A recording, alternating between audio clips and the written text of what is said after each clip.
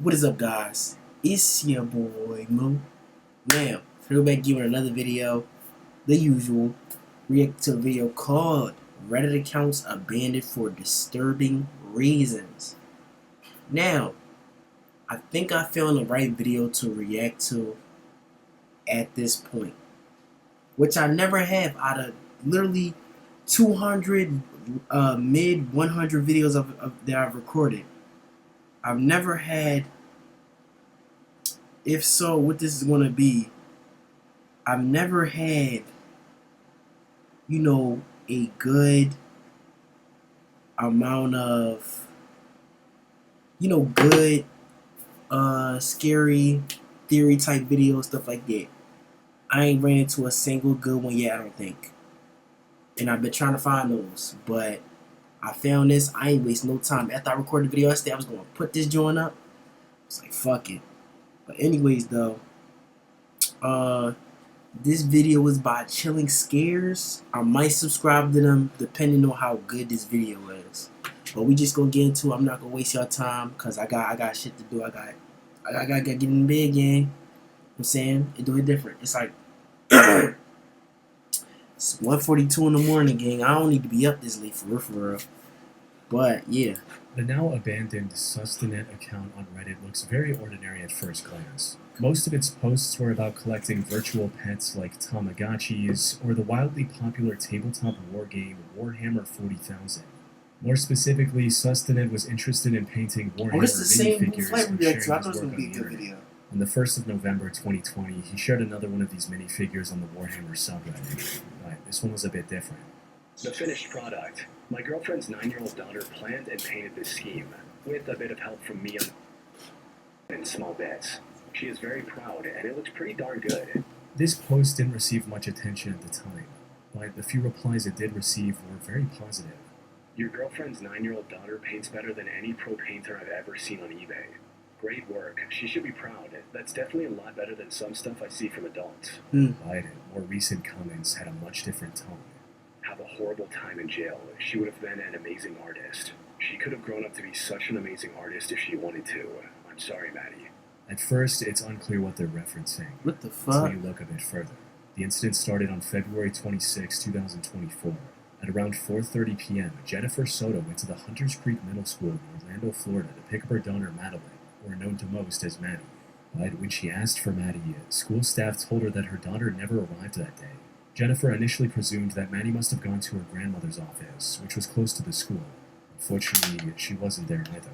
So she began searching for Maddie in the surrounding areas on her own, and also told someone to call the police. 911, what's the location of your emergency? And do you need police, fire, or medical? Police possibly. I'm reporting a missing child.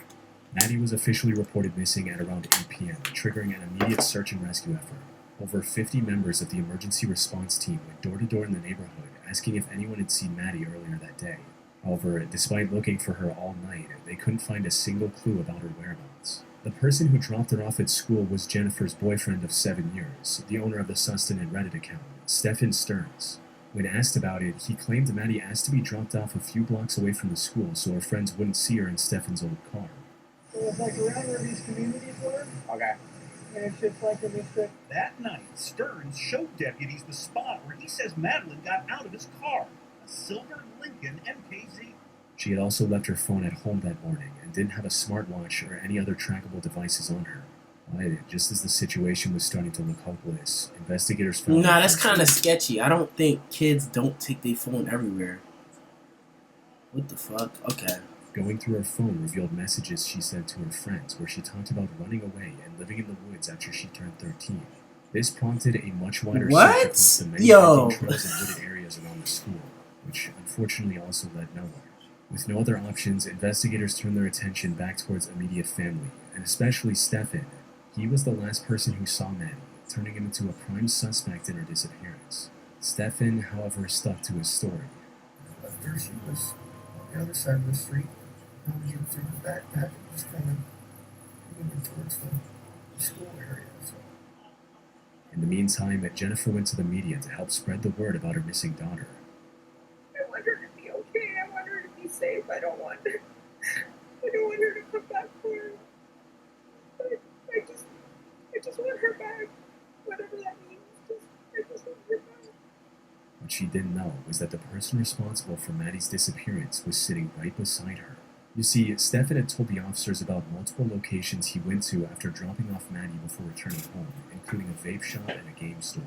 But when officers checked CCTV footage, they saw him driving in the area, but never entering any of the places he claimed to have visited, almost as if he was just creating potential alibis in case he was ever questioned.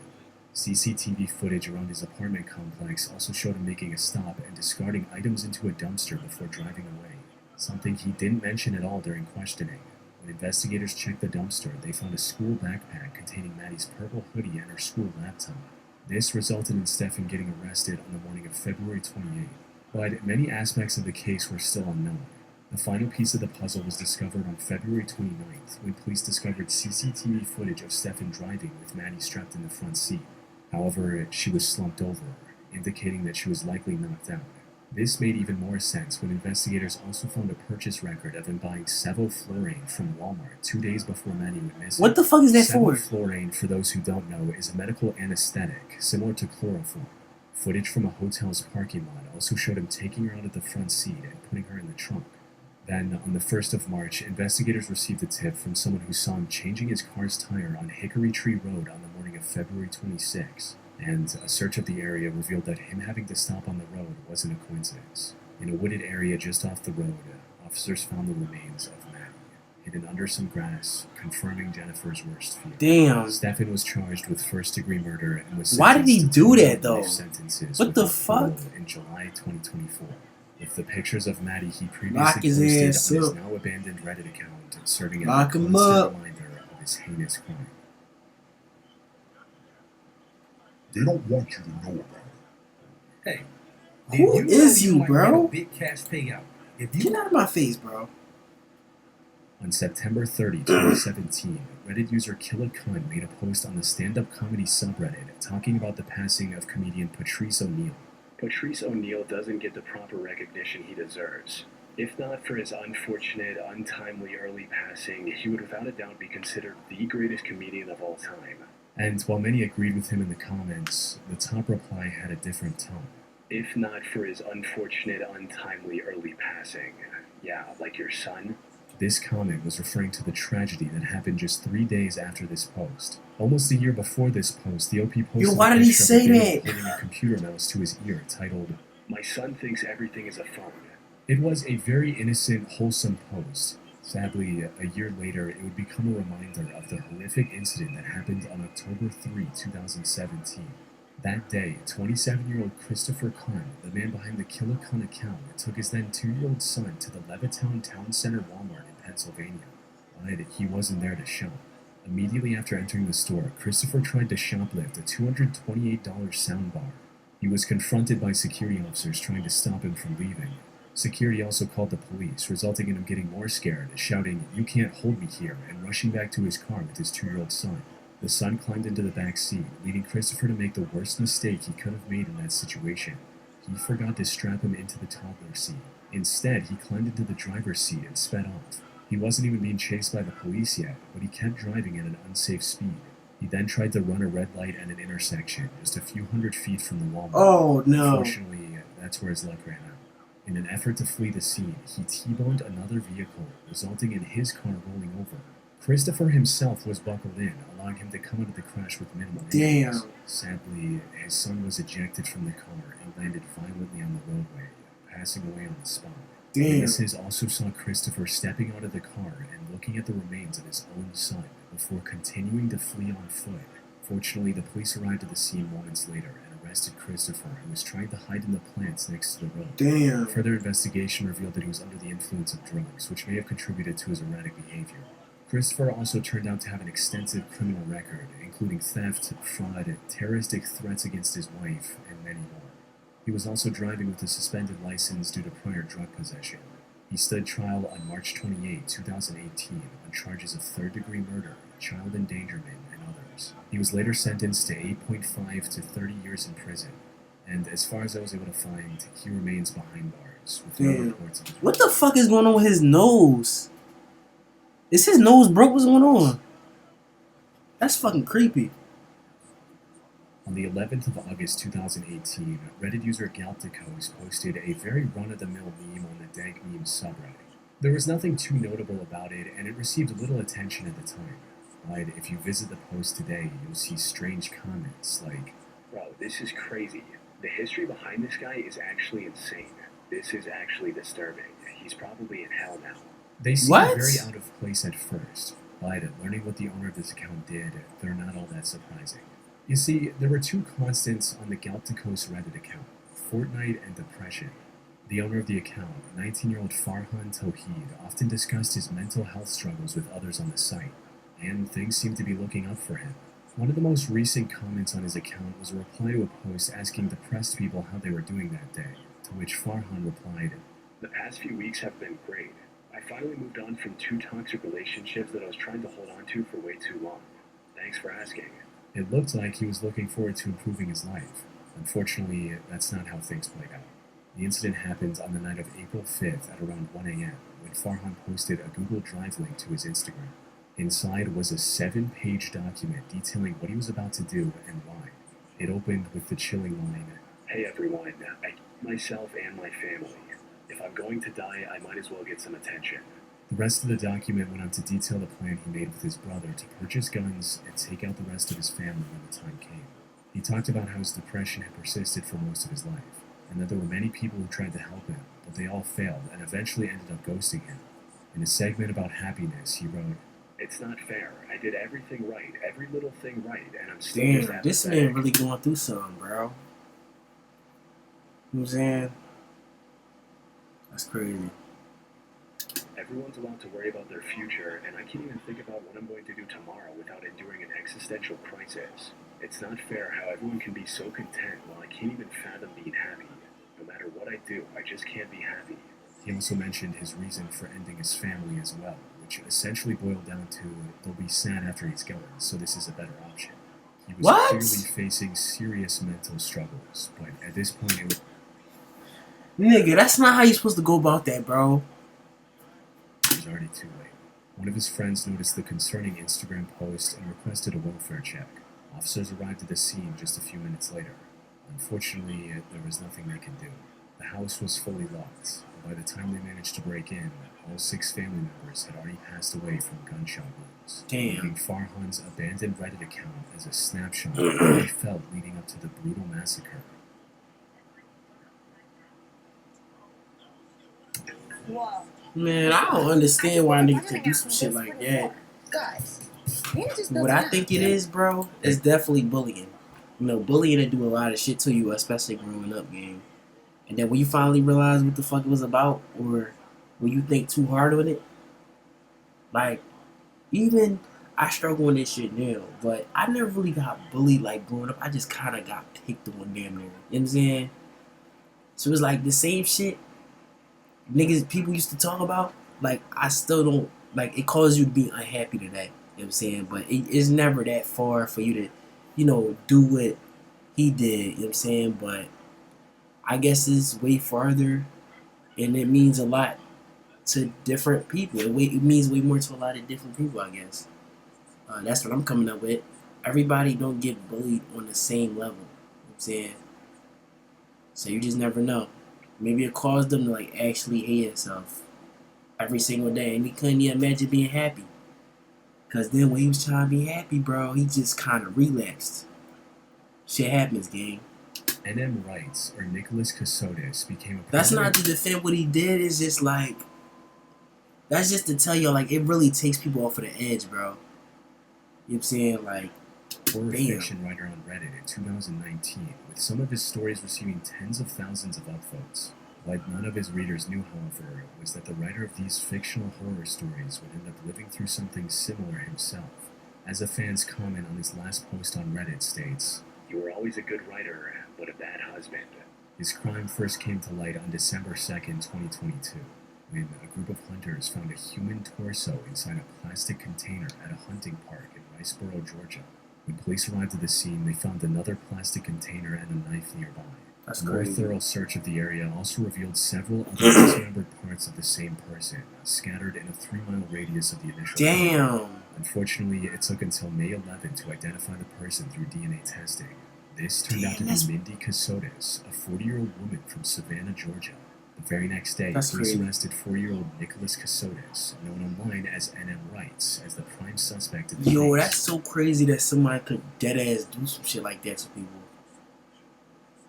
Like, the nigga literally took his time out to scatter the parts around too, but that's fucking crazy. He was married to another woman named Samantha by this point and was living with her in Pennsylvania. Investigation into his past revealed that Mindy Casotis was actually his second wife. He got divorced from his first wife and was ordered to pay $1.5 million in alimony in 2016.